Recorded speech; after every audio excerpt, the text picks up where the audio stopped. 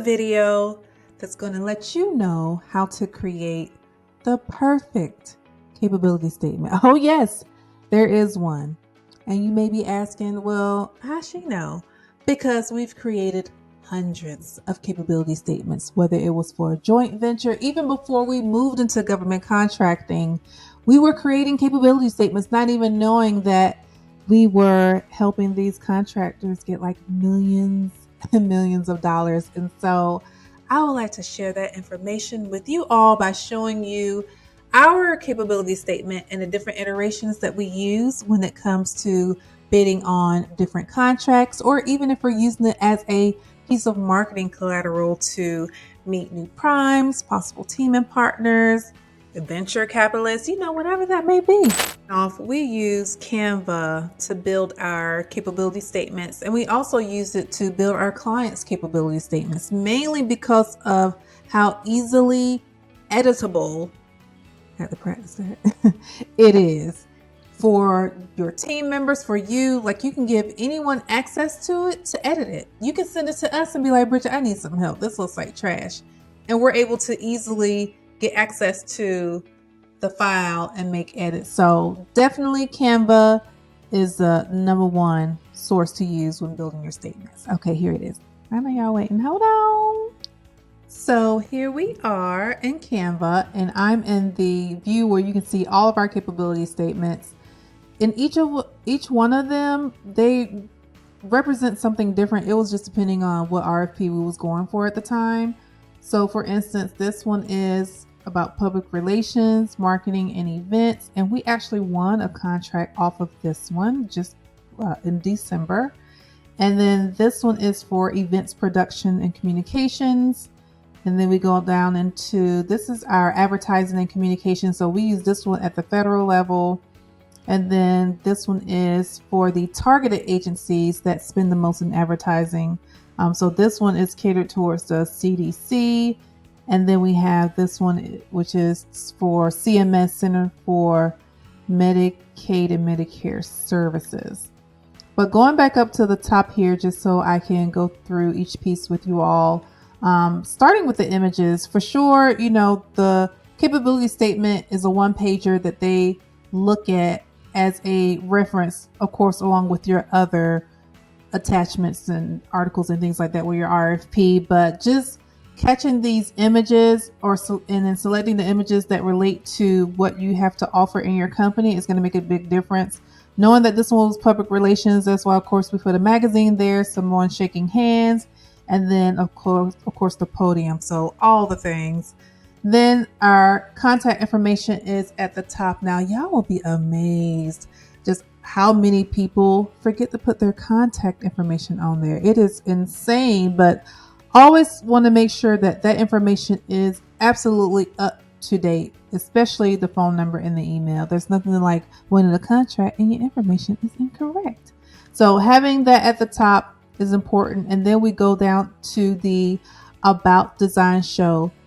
This section is also known as your executive summary or your objective, but this little paragraph is going to be packed with so much power because you're going to use exactly what you do. So you're going to be truthful and tell them what you do. Like we have here, we're a public relations and communications company, but then how are you using your services in order to help them to execute the mission? And so that comes from the scope and any other information that's in the RFP. And that's what you're going to put in that little space all right together, nice and neat there. Now, of course, I don't want to overlook our certification there. And whether you have 1 or 10, we have 1. And so we're going to put that 1 right at the top, front and center, nice and big so they can see that. That's very important. Make sure you always have your certification symbols on there. And then as we continue to go down, we're going to reach our NAICS codes. Now, this is another place where we've seen companies list like 15 NAICS codes, and it was so unnecessary. You're always going to list your primary NAICS code as it relates to the contract. So for instance, this one was advertising and public relations. Of course, we go put that one first, and then all the others to follow that help us to execute the contract. So marketing consulting services, graphic design services, all these other NAICS codes would be used in order to execute what they're asking for in the scope. Now, as we continue to go down as a marketer, this is also a very important piece of your capability statement, your differentiators. What makes you different? What's your value proposition? Why should they even bring your company in to do this contract? So, for example, if it's a healthcare contract, I always want to let them know the years of experience that we have total as a team that we're bringing to the table to help them execute maybe a heart cure, campaign or something like that, to show them that we have the expertise in it. Also, if there's any software or platforms that we know will give us the competitive advantage, this is the place to definitely mention that in your differentiators. Why should they hire you? Not even hire, why should you win the contract? Now we're up here at the top at your core competencies.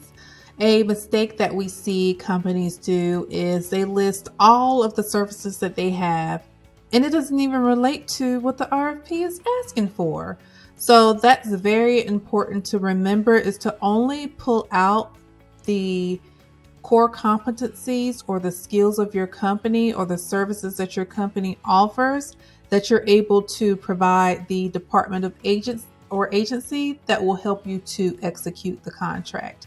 So for instance, since this is a public relations and marketing contract, we wanted to put that we had the skills of strategic public sector brand enhancements, organization crisis management, which is extremely important when it comes to public relations in the municipality or government space. So we wanted to make sure that we brought those out, and we didn't list them like as exact services like brand strategy. We wanted to make sure that we listed the service as it will relate to what they're trying to execute. So all of the services, we connected with each of the scopes that they were asking for. Like, we were very strategic and meticulous when writing this capability statement. And like I said, this is the one that actually won us that public relations contract. And then we're going to go down to another very important piece. And really, honestly, the size of these different modules or sections on your capability statement is going to vary depending on the RFP that you're going for. We want to make sure that our core competencies really explained how it would help them to solve their problems pretty much. When it comes to the past performance here, we have 2 past performances, and of course, they're either very similar or an exact replica of something that we did that they're asking for in the past. And on the RFP, that's where they usually ask for the references, phone numbers, and emails like that. So if it does, then we'll take that off the capability statement. They'll give us a little bit more room. But there may be times where we will put the reference information on the capability statement. It just really depends on the deal that we're trying to make or the relationship we're trying to build at that time. But yeah, that past performance on your capability statement is extremely important. And even when we were new in the beginning, finding past performances that was similar was kind of hard, but let them match up one word, let them say social or anything. Then I immediately just put a project that we completed that had something to do with social. So it's better to have something up there than leaving it blank. Even if you just have one, then that's totally fine, because they want to know at least that you have completed, a project within your company. That's a good indicator. And then at the bottom there, we have the additional logos. Of course, we try to use the brand logos that are recognized within the community or the agency or department, so we can automatically get that reputability. Is that, yeah, I made that up. No, I think that's a real word, but either way. And that is, in fact, how you build the perfect capability statement. Don't forget to put everything on there that I told you about, and then don't go adding extra stuff on there, because I didn't say that. Make it exactly like I told you. And then you'll have different iterations depending on the type of relationship that you're going for. But otherwise, that's a winning recipe. If you like this video, make sure you subscribe so you can see more, and also like it so I can know, like, okay, they like that capability stuff, then I need to come out with some more. That's what they'll tell me. All right, you guys, see you later.